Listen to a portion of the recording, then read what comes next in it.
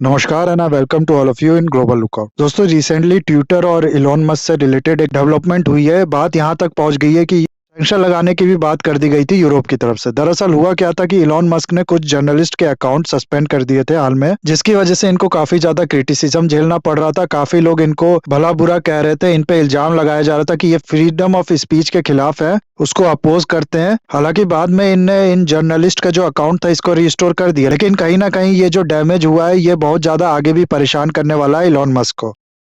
क्या है पूरा इशू देखेंगे हम लोग आगे इस वीडियो में। उसके अलावा हाल में ही इनने इंडिया का जो कू ऐप है, जो ट्विटर की तरह ही माइक्रो ब्लॉगिंग ऐप है, उसका भी ट्विटर हैंडल सस्पेंड कर दिया इलॉन मस्क ने। और साथ ही साथ एक और ऐसा ही ऐप मास्टरडॉम, उसका भी अकाउंट सस्पेंड कर दिया गया है।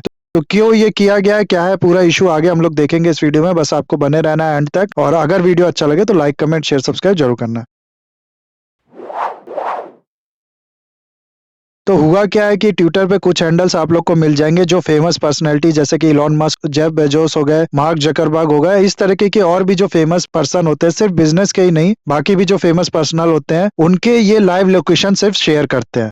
खाली ये जो उनके पोस्ट होते हैं या फिर बाकी जगह से उनके लाइव लोकेशन को पता कर लेते हैं और इसको फिर शेयर करते हैं अपने हैंडल पे। अब इन सब चीजों के बारे में इलॉन मस्क जो है ये पहले भी इसको क्रिटिसाइज कर चुके हैं कि ऐसा नहीं होना चाहिए, लेकिन अपने ट्विटर के टेक ओवर के बाद इलॉन मस्क इनको सस्पेंड नहीं करते, इस तरह के अकाउंट को चलने देते हैं। लास्ट मंथ ही एक ट्वीट भी किया था इलॉन मस्क ने, जिसमें इनने कहा कि ये कमिटेड है फ्रीडम ऑफ स्पीच के लिए, इसीलिए इलॉन जेट हैंडल जो कि इलॉन मस्क के लाइव लोकेशन शेयर करता था उसको ये सस्पेंड नहीं करेंगे।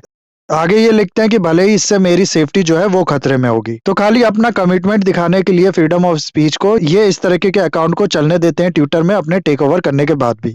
उसके बाद हाल में क्या हुआ है कि इनका एक सन, जिसका बहुत अजीब ही नाम है, XA12 उसका नाम रखा है इनने, वो कहीं जा रहा होता है अपने कार में और एक स्टॉकर जिसको लगता है इसके अंदर इलॉन मस्क बैठे हैं, वो इस कार को रोकते हैं और इसके ऊपर चढ़ के काफी ज्यादा हंगामा मचा देता है। तो ये चीज काफी ज्यादा गुस्सा दिला देती है इलॉन मस्क को। ये सोचते हैं कि नहीं, इस तरीके के सारे अकाउंट जो कि लाइव लोकेशन शेयर करते हैं, डॉक्सिंग किया करते, उनको सस्पेंड किया जाना चाहिए ट्विटर से, और ऐसा ही ये करते हैं।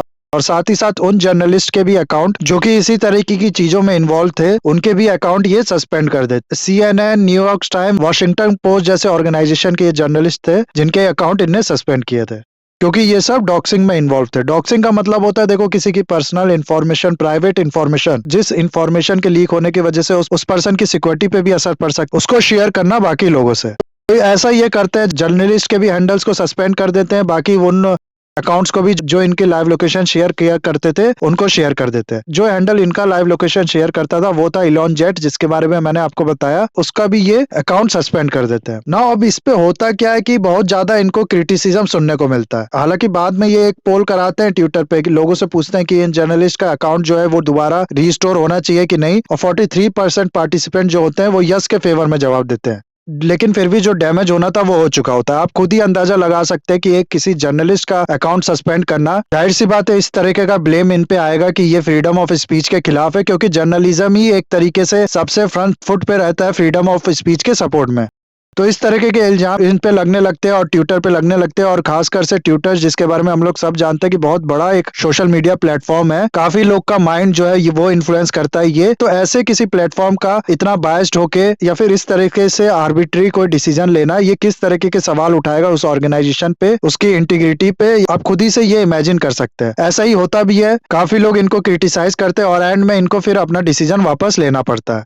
इलॉन मस्क जो है, आप लोग इनके पुराने ट्वीट्स देखोगे तो ये खुद फ्रीडम ऑफ स्पीच वगैरह को सपोर्ट करा करते हैं, अपने आप को फ्री स्पीच एब्सोल्यूटिस्ट कहते हैं। ये ट्विटर पे पहले ये सवाल उठाया करते थे अपने टेक ओवर से पहले कि ट्विटर को और फ्रीडम ऑफ स्पीच शो करनी चाहिए, क्योंकि ट्विटर जो है ये डिजिटल टाउन स्क्वायर है जहां पर वाइटल इश्यूज जो है ह्यूमैनिटी के फ्यूचर के लिए उससे रिलेटेड डिस्कशन होता है। लेकिन अपने टेक ओवर के बाद ये क्या करते हैं हम सबने ये देखा। अब इस पे यूनाइटेड नेशन के जो चीफ है एंटोनियो गुटेरेस, उनके स्पोक्स पर्सन ने कहा है कि ऐसे टाइम पे जब दुनिया भर में जर्नलिस्ट को सेंसर किया जा रहा है, उनको फिजिकली और बाकी तरह से परेशान किया जा रहा है, ऐसे टाइम पे इस तरीके का सस्पेंशन करना है ट्विटर द्वारा जर्नलिस्ट को, ये एक बहुत ही गलत स्टेप है। यूरोपियन यूनियन ने भी ऐसे ही क्रिटिसाइज किया इनको, यहाँ तक कि इन पे फाइन और सैंक्शन लगाने की बात कर दी है। दरअसल यूरोपियन यूनियन के डिजिटल सर्विस एक्ट और मीडिया फ्रीडम एक्ट के अंदर इस तरह के आर्बिट्री सस्पेंशन करना किसी भी प्लेटफॉर्म से किसी अथॉरिटी वाले पर्सन को ये इलीगल है। इसलिए ईयू ने कहा है कि हम लोग सैंक्शन भी लगा सकते हैं इन पे। साथ ही साथ इनने अपनी और ट्विटर की इमेज और भी ज्यादा डैमेज कर ली जब इनने ये ट्वीट कर दिया कि सबको रिपब्लिकन्स के लिए वोट करना चाहिए। दरअसल आज के जो यूएसए के प्रेसिडेंट है जो बिडेन, वो यूनियंस को सपोर्ट करते हैं, उनको फेवर करते हैं। यही रीजन है कि मस्क जो पहले डेमोक्रेट्स हुआ करते थे अब वो रिपब्लिकन्स को फेवर कर रहे हैं। इस तरह के इल्जाम लगने लगे इन पे कि ट्विटर जो है वो बायस्ड हो चुका है। मस्क जो है वो फ्रीडम ऑफ स्पीच नहीं बल्कि एजेंडा को प्रोपोगेट कर रहे हैं ट्विटर पे। ये सब हुआ है हाल में। इसके अलावा अगर आप लोग देखें तो जब ट्विटर का टेक ओवर किया था ना इलॉन मस्क ने, तभी बहुत से लोग जो है वो ट्विटर को छोड़ के बाकी जगह पे जाने लगे थे। क्योंकि उस समय मस्क जो थे इन्हें बहुत ज्यादा ये कह दिया था कि मैं फ्रीडम ऑफ स्पीच को प्रमोट करूंगा, कंप्लीट फ्रीडम दूंगा। जो कंटेंट मॉडरेशन का क्लॉज था पहले ट्विटर की पॉलिसी में, उसको थोड़ा और ईज करूंगा। लोगों को जो बोलना होगा, जो लिखना होगा वो लिखेंगे बिना ज्यादा स्ट्रिक्ट ट्विटर की तरफ से। तो इस बात पे बहुत से जो सेलिब्रिटीज थे, कंपनीज थे, वो डर गए थे कि ट्विटर जो है आने वाले दिन में बस हेटेड और बिगोटरी को प्रमोट करने वाला एक प्लेटफॉर्म बन के रह जाएगा। इसलिए उस समय काफी लोगों ने ट्विटर को छोड़ दिया था जब इनने टेक ओवर किया। लेकिन उस समय जो रीजन था वो ये कि ये फ्रीडम ऑफ स्पीच को बहुत ज्यादा सपोर्ट कर रहा है।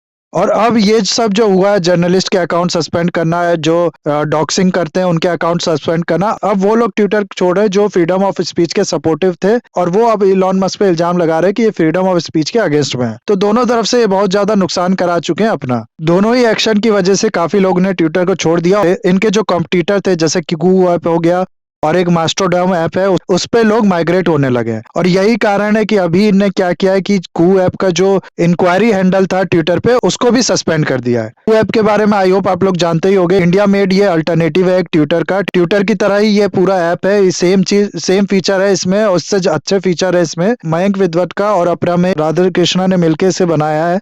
अभी जो इसकी टोटल वैल्यूएशन है वो लगभग 275 मिलियन के आसपास है। इलॉन मस्क के ट्विटर के टेक ओवर करने के बाद ब्राजील में ये बहुत ज्यादा फेमस हो गया। काफी लोग हैं जो ब्राजील के जो ट्विटर यूज करते थे वो छोड़ के ट्विटर को इस पे माइग्रेट कर गए। इसके जो एक फाउंडर है अपरामेया राधा कृष्णा, उनका कहना है कि 16 नवंबर को सिर्फ 2000 ब्राजीलियन यूजर थे जो कू ऐप को यूज करते थे, और ब्राजील जो है वो 75th नंबर पे आया करता था जहां पर सबसे ज्यादा कू ऐप को यूज किया जाता है।